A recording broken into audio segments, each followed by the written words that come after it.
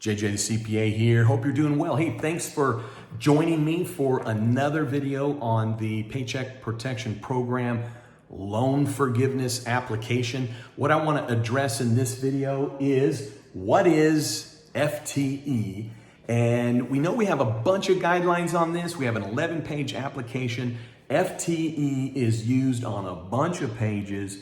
And what are we talking about though when we come to FTE? Well, there's a couple of different ways to arrive at FTE. Some sections of it, you're taking what was the total hours worked by everybody divided by 40 to go, what's my average FTE? Now, what we're looking at here though is employee by employee, and that is for page 9, table 1 and 2. You're listing each employee during the payroll period.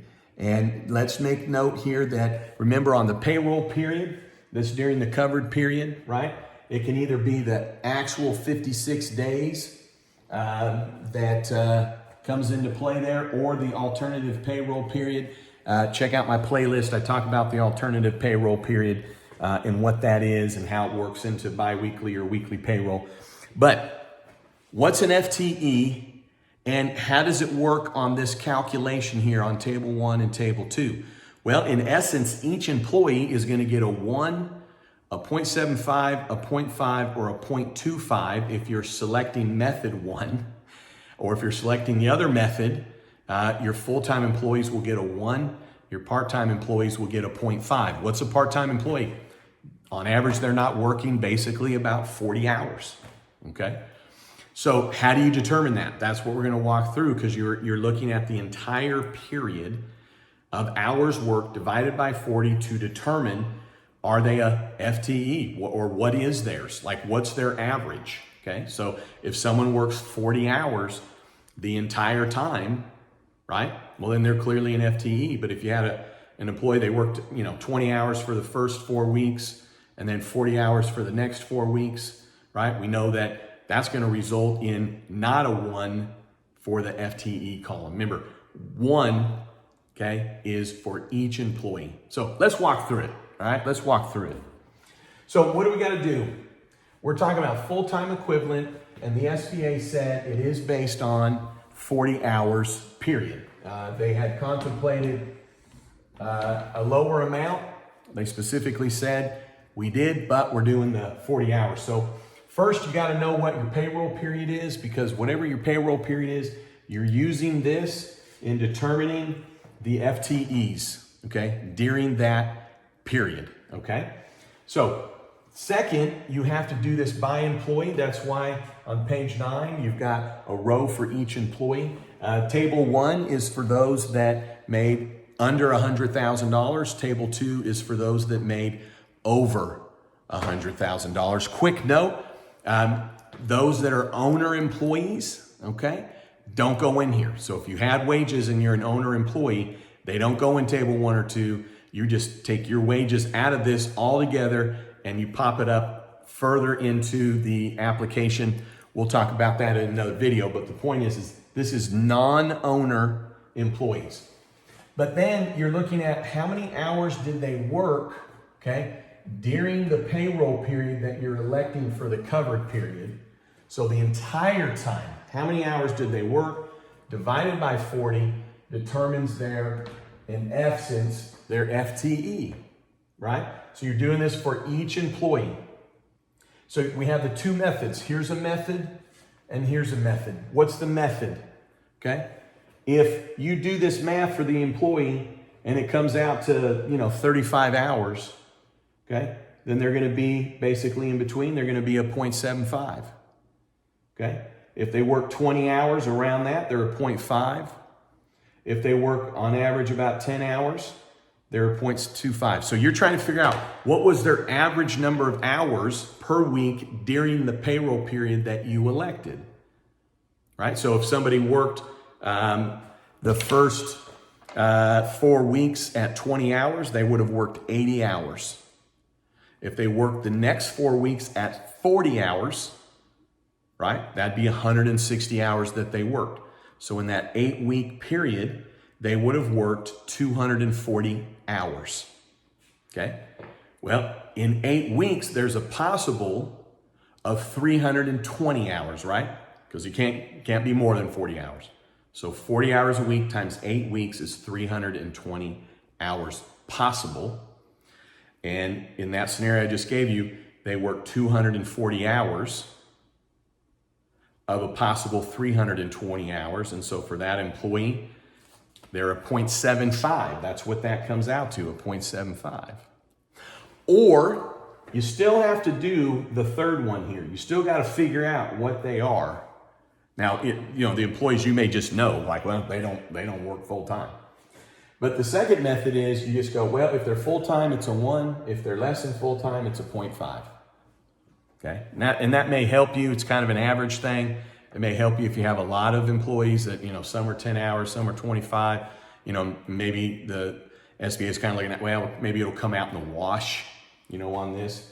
But those are the two methods. And then whatever the figure is per employee is what you put in column 1 or 2. Table 1 or 2. So table 1, probably most of us, we're filling out table 1 for our employees. That's those that made less than 100 grand. So you're going to list each employee. That is on page 9. Okay. Table 1, there's a column for FTE. This is what you got to put in for each employee. This one or this one. Okay. So I believe I've covered it. I could probably go on. I could probably run some examples for you. I tell you what, I'll use this spot right here. Okay. And let me just show you the math, and then I'll do a close-up on it, and we'll see. So I'll just do that, what I just told you. So we have 8 weeks, right?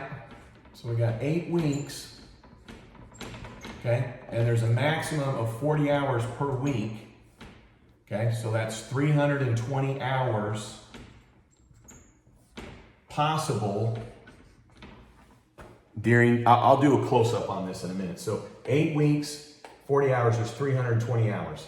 So if this employee, there's a specific employee that weeks, okay, 1 through 4, they work 20 a week, okay, 20 hours. And then weeks 5 through 8, they work 40 hours a week.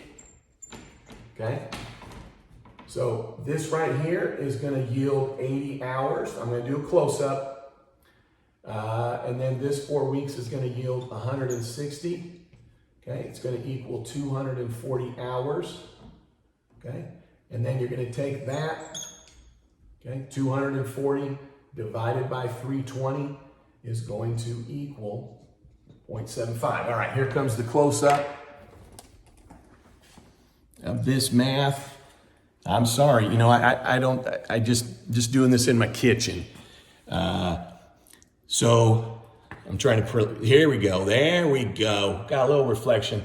So there's 8 weeks in the covered period, regardless of you do the exact 56 days or the bi-weekly, but you had 8 weeks, 40 hours a week. So there's a potential of 320 hours that can be worked. It doesn't matter if they work more than 40 hours. It's the max that counts. So now we're doing this, we got to do it employee by employee. So this employee specifically, weeks 1 through 4, only work 20 hours a week. Okay. And I'm going to tell you about the ones that they were closed and didn't actually work. So hang on. So weeks 1 through 4, 20 hours a week is what they worked. So they worked 80 hours. Weeks 5 through 8, they worked 40 hours a week. So they worked 160 hours. So they worked 80 hours the first 4 weeks, 160 hours the second 4 weeks. So they worked 240 hours. 240 hours worked out of a possible 320 hours equals 0.75.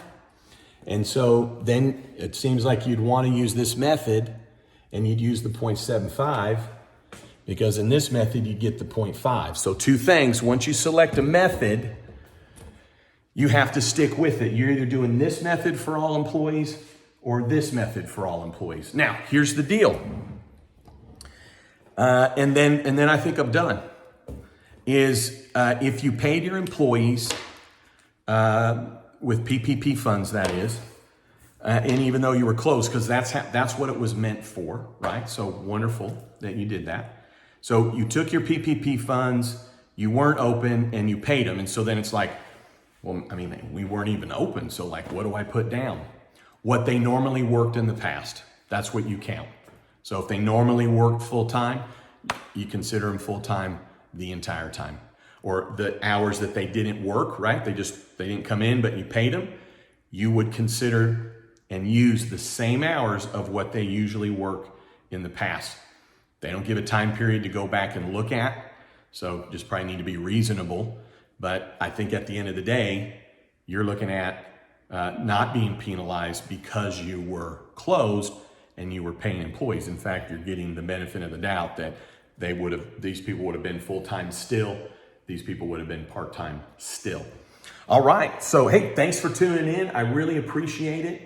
Again, we're looking at the SBA guidelines that came out on May 22nd. In the body of this, I have listed this right here, okay, the specific what we're referencing. You can go to my website, jjthecpahelp.com. There's no booby traps in the sense that anything on there is just free to get. There's nowhere that you enter an email and then I try and sell you something later. But I've got the guidelines and the application on there. And then... darn it, seems like, and then I have a playlist.